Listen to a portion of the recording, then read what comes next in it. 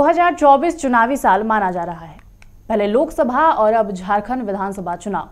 एक तरफ राजनीतिक सरगर्मी चढ़ने लगी है तो दूसरी तरफ पार्टी और उम्मीदवार भी अपनी तैयारी में लगे हुए हैं। नमस्कार, मैं हूं निशा राय आपके साथ और विधानसभा के रण में हम जायजा लेने निकले हैं झारखंड के बेहद ही खास विधानसभा क्षेत्रों का। हमारे इस खास कैप्सूल मोड़ नेता कर रिपोर्ट में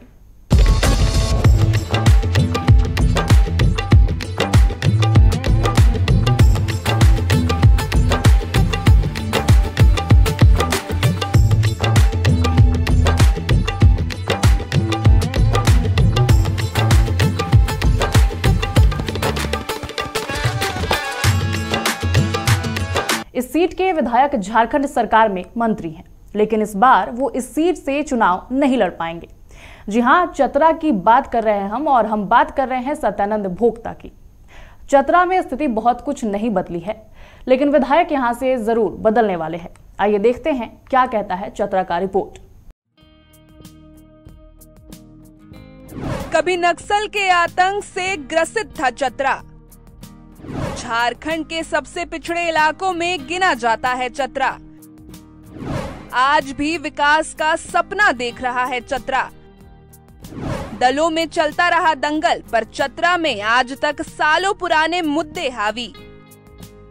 चतरा में आज भी पुराने मुद्दे हावी नजर आ रहे हैं। आज भी पलायन की समस्या सबसे ज्वलंत मुद्दा बनकर सामने आया है। यहाँ के मजदूर शोषित महसूस करते हैं। इसके अलावा यहाँ बाईपास नहीं होना भी एक मुद्दा है। इसके अलावा यहाँ के ज्यादातर गांवों में मूलभूत सुविधा की कमी है। कई गांवों में बिजली नहीं पहुँचती है। पांचों प्रखंड में सड़क और बिजली की समस्या जस की तस है। चतरा में दलीय स्थिति काफी दिलचस्प है। राष्ट्रीय जनता दल का इस सीट पर दावा मजबूत रहा है, लेकिन हाल के दिनों में कांग्रेस ने भी इस सीट पर अपनी दावेदारी पेश की है।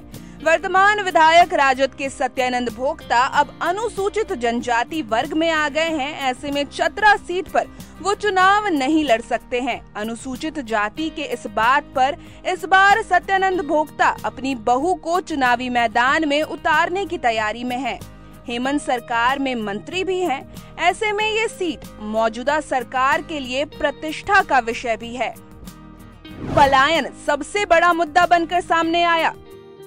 कोई बड़े उद्योग का यहाँ नहीं होना, स्वास्थ्य केंद्रों में चिकित्सकों का अभाव, उच्च शिक्षा के लिए कोई बड़ा कॉलेज यहाँ नहीं है। आज भी क्षेत्र में नियमित बिजली नहीं है।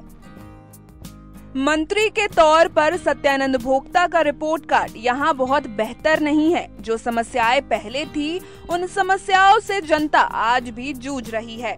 सत्यानंद का यहाँ चुनावी मैदान में नहीं होना राजद के लिए घातक साबित हो सकता है। बीजेपी इस सीट को अपना बता रही है, लेकिन आजसू का दावा यहाँ काफी मजबूत है। इतना तो तय है कि चतरा इस बार एक नए चेहरे को विधानसभा भेजेगी। सत्यानंद भोक्ता चतरा से दूर हो रहे हैं। तकनीकी रूप से ये सीट राजग के लिए फंस सकता है।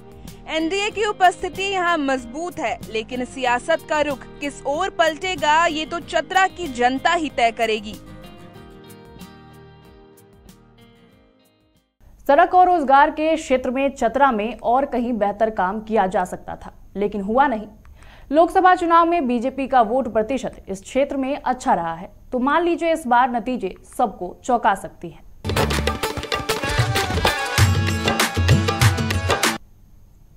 आइए अब जानते हैं चतरा विधानसभा के रिपोर्ट कार्ड के बारे में।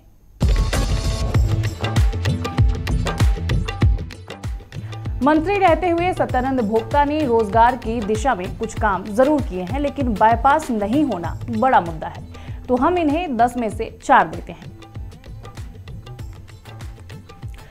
क्षेत्र में सत्यानंद भोक्ता अक्सर नजर आते हैं और लोगों के बीच उनकी समस्याओं को सुनते भी हैं, तो 10 में से 6 देते हैं।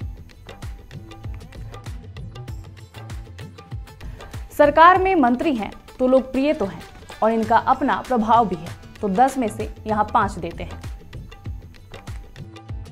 आज के इस मोड़ नेता के रिपोर्ट में इतना ही। अगली बार फिर एक विधानसभा, फिर एक रिपोर्ट। नमस्कार।